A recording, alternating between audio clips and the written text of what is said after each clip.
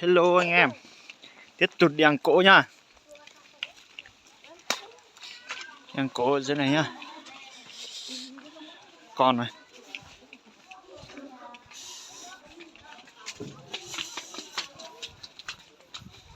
Đây là con mình nhá, con cả mình nhá. Ở dưới này này.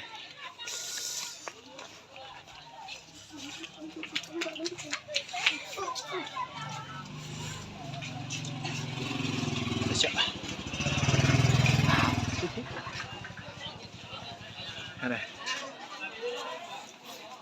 Ăn cỗ vui đông.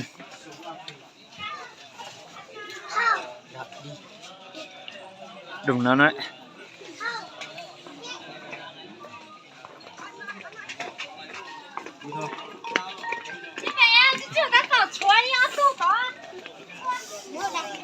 Đi vào nha.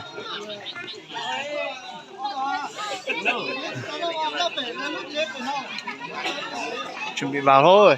Các bạn vào cùng nhá. Vào xem. Hả? Rồi im liền rồi. Im liền rồi. Im liền rồi vào rồi. Im liền rồi. Rồi toàn im liền vào rồi. Mọi người đang mời mình vào ấy. Đây.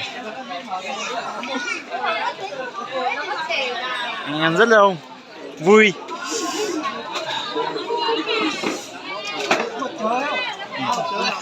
Ngồi đây nhá, bên này nhá.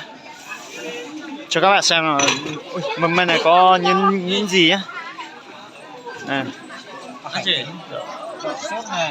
Đậu sốt này, cá kho này, gà này,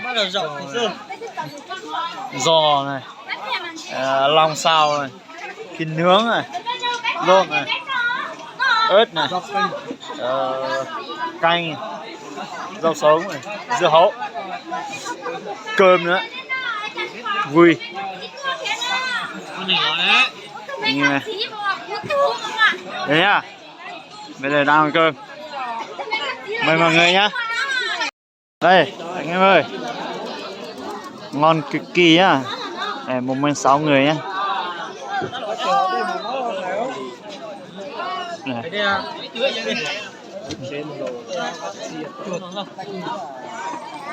Chuẩn bị vào món thôi, ăn nhá, mời các bạn ăn nhá. Mời các bạn ăn cùng nhá.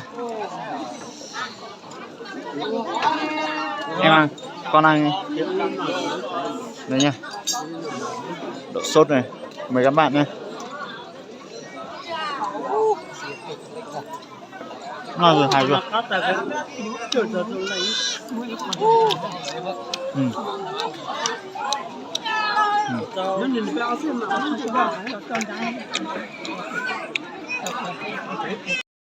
Vừa ăn xong. Các bạn ơi, vừa ăn xong rồi, chuẩn bị đi à. Đi xem bên nào, đông lắm, vui lắm đấy.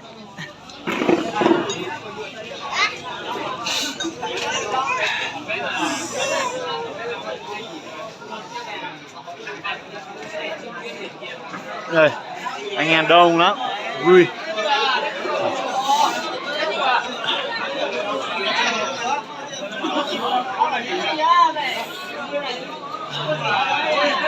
Vừa lạnh, vừa vừa vui. Đây, cà phê đây.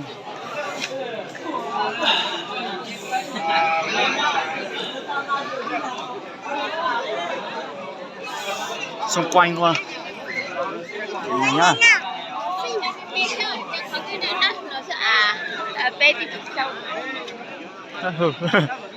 Rồi, tí nữa. Đấy nhá, hẹn mọi người.